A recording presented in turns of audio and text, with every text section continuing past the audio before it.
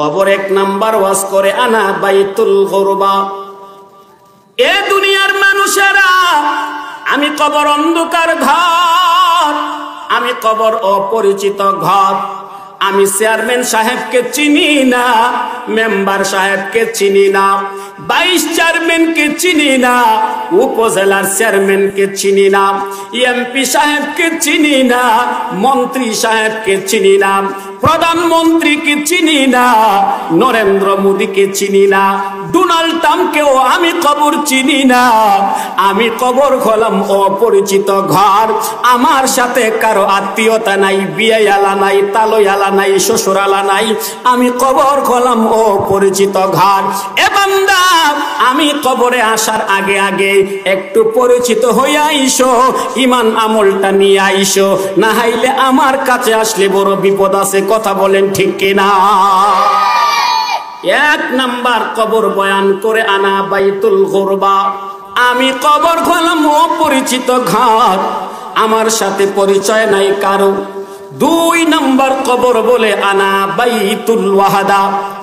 এ দুনিয়ার মানুষ, আমি কবর হলাম একাকী ঘর।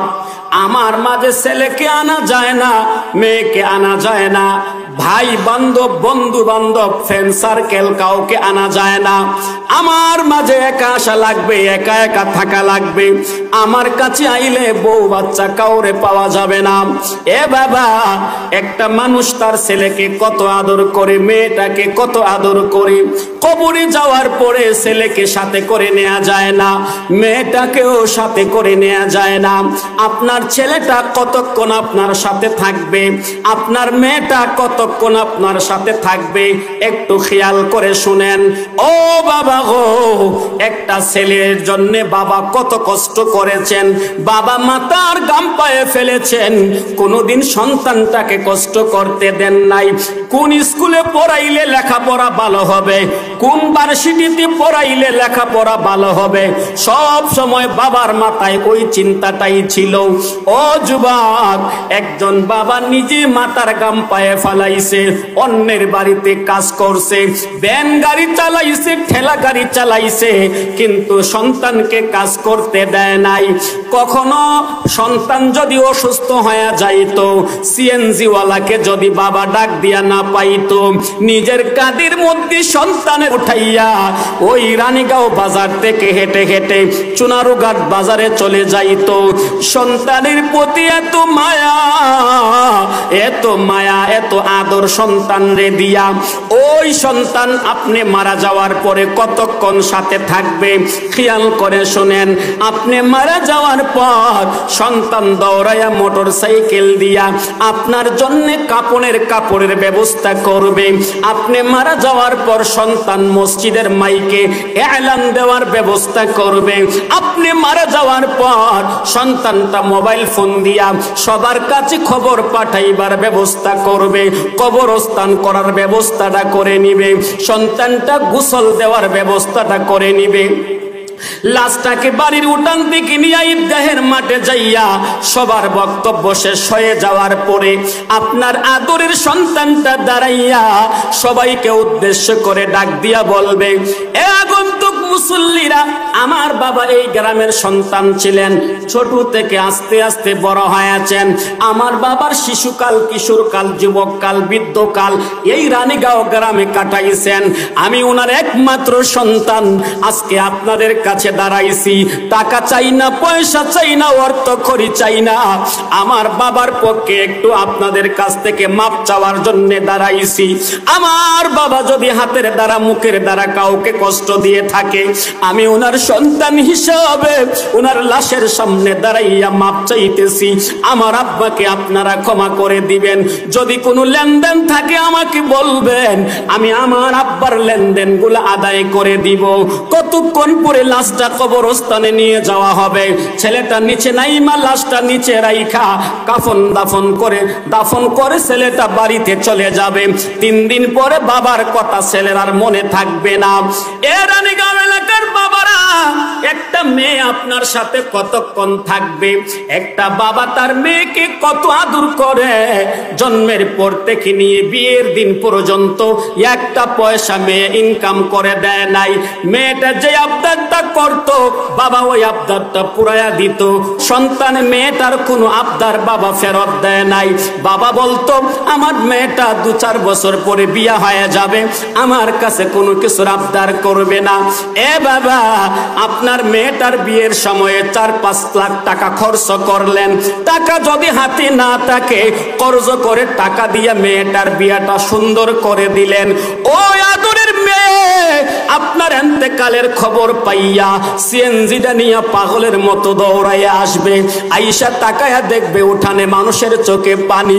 মেয়েটা আস্তে করে লাশের সামনে দাঁড়াইয়া চোখের পানি ছেড়ে ছেড়ে ডাক দিয়া বলবে, আব্বা, আমি আপনার কলিজার টুকরা মেয়ে, জিন্দেগিতে 1 টাকা ইনকাম করে দিতে পারি নাই। বাবা গো, আমার প্রাইমারি স্কুলের লেখাপড়ার খরচটা আপনি দিয়েছেন, হাই স্কুলের লেখাপড়ার খরচটা আপনি দিয়েছেন, ভার্সিটির লেখাপড়ার খরচটা আপনি দিয়েছেন। একটা কাপড় আমার নিজের হাতে বানানো নাই, সবগুলো কাপড় আপনার হাতে দেয়া। ও বাবা, আমার বিয়ের সময় 4-5 লাখ টাকা খরচ করছিলেন। এই যে তাকায়া দেখেন আমার ডানে বামে 2টা সন্তান, অর্থাৎ আপনার নাতিরে নিয়ে দাঁড়াইলাম। বাবা গো, আজকে আপনি চিরবিদায় নিয়ে চলে যাইতেছেন। ও বাবা, আমার সন্তানগুলো কাকে নানা বলে ডাকবে? আমাকে স্বামীর বাড়িতে দেখতে কে যাবে? কিছুক্ষণ পরে যখন কাফন লাগানো হয়ে যাবে, লাশটা ধোয়া হয়ে যাবে, কাফন লাগানো হয়ে যাবে, এরপরে আস্তে করে লাশটা কাঁধে উঠাইয়া নেওয়া হবে। মেয়েটা বাড়ির উঠান থেকে আপনাকে বিদায় দিয়ে শেষ করে দিবে। সাধারণ কোনো বিদায় না, এটা হলো চিরবিদায়। যেই বিদায়ের পরে আর কোনোদিন বাড়িতে আসবেন না, যেই বিদায়ের পরে আর কোনোদিন বন্ধুদের সাথে সাক্ষাৎ করবেন না, যেই বিদায়ের পরে বাড়ির মসজিদে কোনোদিন নামাজ পড়বেন না, যেই বিদায়ের পরে আর কোনোদিন মেয়ের বাড়িতে যাইতে পারবেন না, এমন একটা বিদায় মেয়ে আপনাকে দিয়া দিবে। আদরের মেয়েটাও কবরে যাবে না, ছেলেটাও কবরে যাবে না। প্রতিদিন আমার আপনার কবর বলে, আনা বাইতুল ওয়াদা, আমি কবর হলাম একাকী ঘর। আমার কাছে আসলে সাথী পাইবা না, বাতি পাইবা না, আমার কাছে আসলে কারেন্টের লাইন পাইবা না, গরমের দিনে ফ্যানের লাইন পাইবা না, অন্ধকারের ভিতরে আমার মাঝে আসলে তুমি কোনো ধরনের বিদ্যুতের সুইচ পাইবা না। এ বান্দা, আমার কাছে যদি আসতে হয় সাথী বাতি ছাড়া আসা লাগে, একা একা আমি কবরের কাছে আসা লাগে। আজকে বলে কালকে বলে না, এমন না। এ রানীগাঁও এলাকার বাবারা, প্রত্যেক দিন আপনার কবর আমার কবর ডেকে ডেকে বলে, আনা বাইতুল ওয়াহাদা, আনা বাইতুল ওয়াহাদা, আমি একাকী ঘর, আমি একাকী ঘর। জোরে জোরে বলেন আল্লাহু আকবার। এ যুবক, একটু চেষ্টা করে দেখেন চোখে পানি আনতে পারেন কিনা। বাবার বয়সী অনেক বাবারা বসে আছেন, আপনাদের মতো আমারও বাপ চাচারা আছে। বড় দরদ নিয়ে কথাগুলো বলতেছি। বাবা গো, একটা সন্তানকে বাবা এত আদর করে, সন্তানটা বাবার কবরে একটা রাত থাকলো না। এত আদরের মানুষগুলো দুনিয়ায় আছে, কেউ আপনার কবরে থাকবে না, একা থাকা লাগবে। কবর 3 নাম্বার ওয়াজ করে, আনা বাইতুত তুরাব। ও বাবা, কবরে 3 নাম্বার বক্তা হইয়া কবর নিজে ওয়াজ করে, আনা বাইতুত তুরাব, আমি হইলাম মাটির ঘর। আমার ডান পাশেও মাটি, বাম পাশেও মাটি, সামনের পাশেও মাটি, পেছনের পাশেও মাটি, নিচের দিকে গেলেও মাটি পাইবা, উপরে বাঁশের ছাউনি পাইবা, এর উপরে আরো মাটি পাইবা। তোমার ছেলে দুবাই, সৌদি, আবুধাবি, মস্কেটে যাইয়া, লন্ডন, আমেরিকায় যাইয়া কোটি কোটি টাকা কামাইয়া বাড়িতে টাইলস করে বাথরুম বানাইছে, ঘর বানাইছে। এ বান্দা, আমার কাছে আসলে টাইলস পাওয়া যাবে না, আমার কাছে আসলে ইট বালু সিমেন্ট রড পাওয়া যাবে না, আমার কাছে আসলে কোন ধরনের উন্নত কিছু পাওয়া যাবে না। আমার কাছে আসলে পাইবা আনা বাইতুত তুরাব, আমি কবর হইলাম মাটির ঘর। এ বাবা, মাটির ঘরটা এত দুর্বল থাকে, পুরাতন কবরস্থান গুলা দেখবেন গর্ত হয়ে যায়, পুরাতন কবরস্থান গুলার উপর দিয়া দেখবেন সাপ হাইট হাইটা যায়, বিচ্ছু হাইটা যায়, পোকামাকড় হাইটা যায়। যেই মানুষগুলোর নাকে মাছি বসতো না, যেই মানুষগুলোর ভয়ে মানুষ কথা বলতো না, যেই বিচারক মাতব্বরদের সামনে মানুষ দাঁড়াইয়া কথা বলতো না, ওই বিচারকদের কবরের উপর দিয়া গরু হাইটা যায়, ছাগল হাইটা যায়। ওই দাপটওয়ালা মানুষের কবরের উপর দিয়া সাপ হাইটা যায়, সাপ জুক হাইটা যায়। ওই কবরের উপর দিয়ে বৃষ্টি পড়ে বাবা। আপনার বাড়ির টিনের চাল যদি ছিদ্র হয়, টিনের চালের ছিদ্র দিয়া যদি পানি পড়ে, কালকেই যায়া 1 নাম্বার টিন দিয়া চালটা ছাউনি দিবে।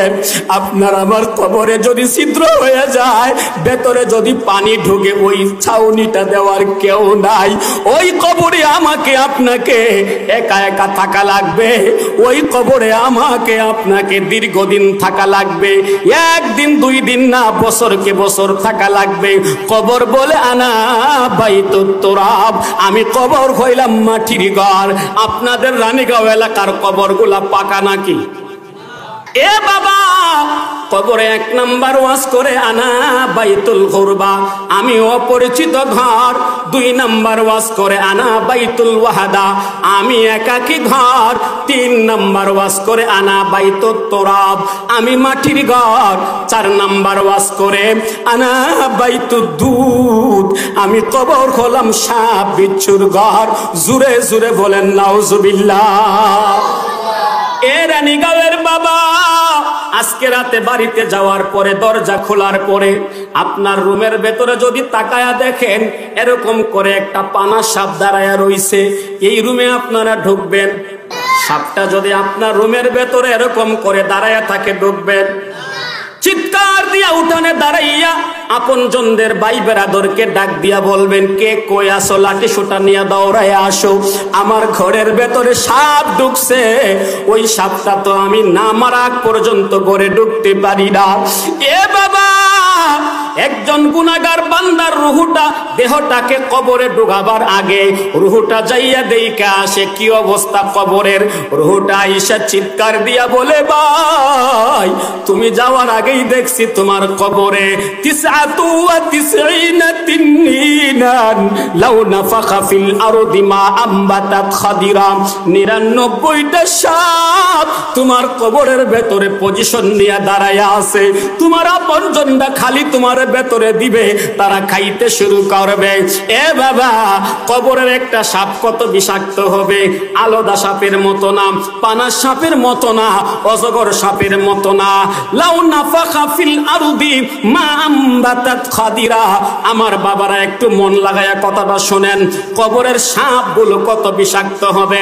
পয়গম্বর বলেন, লাউ নাফাখা ফিল আরদি মা আমবাতাত খাদিরা, একবার যদি জমিনের ভেতরে ওই সাপটা শ্বাস ফেলতো, গোটা দুনিয়ার সকল সবুজ গাছ শ্বাসের কারণে বিষে বিষাক্ত হইয়া সব সবুজ গাছগুলো মরে যাইতো।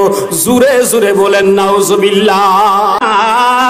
ফায়ুজলিসানিহি, গুনাহগার বান্দার কবরেও 2 জন ফেরেশতা আসবে, তবে জান্নাতি ফেরেশতার মতো পোশাক থাকবে না, দুর্গন্ধওয়ালা পোশাক পরবে, গায়ের মধ্যে দুর্গন্ধ করবে, চেহারাটা অনেক বিশ্রী দেখা যাবে, চোখগুলো অনেক বড় বড় থাকবে, চোখের পাওয়ারগুলো কেমন জানি সূর্যের পাওয়ারের মতো হবে, দেখলেই ভয়ঙ্কর লাগবে, ভয় লাগবে, অন্তরে ভূমিকম্প শুরু হয়ে যাবে। ইয়াতিহি মালাকান ফায়ুজলিসানিহি, বদকার ফেরেশতা বদকার বান্দারে আস্তে করে উঠাইয়া বসাইবে, বসাইয়া 3টা প্রশ্ন করবে, মার রাব্বুকা ওয়া মা দীনুকা ওয়া মান নাবিয়ুকা, বলো তোমার রবকে, বলো তোমার ধর্ম কি, বলো তোমার নবীকে। বদকার বান্দা বলবে, হ্যাঁ হ্যাঁ লা আদরি, কে আমার রব ছিল আমি জানি না, কি আমার ধর্ম ছিল আমি জানি না, কে আমার নবী ছিল আমি জানি না।